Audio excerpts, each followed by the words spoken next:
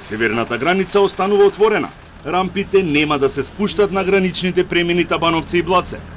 Комисијата за заразни болести на денешниот состанок не донесе заедничка одлука и затоа нема да достави препорака до владата за затварање на граничните премини кон Србија и Косово поради влошувањето на епидемиолошката состојба во овие две држави.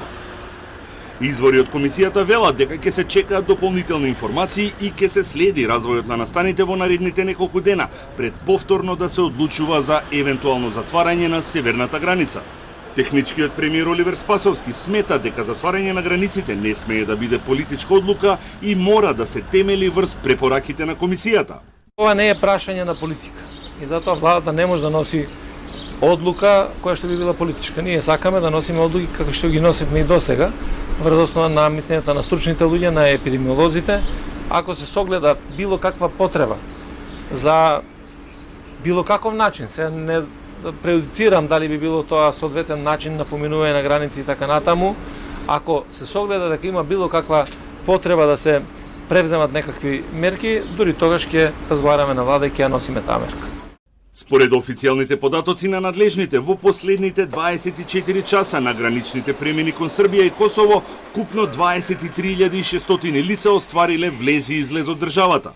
На Табановце е регистриран влез и излез на 5.939 македонски државјани, 3.538 српски и 2.341 државјани на други странски земји. На Блаце пак влез и излез оствариле 5.220 македонски државјани, 5.329 косовски и 1.274 државјани на други странски земји. Бројките покажуваат дека во просек дневно на овие два премина транзитираат по околу 10.000 патници.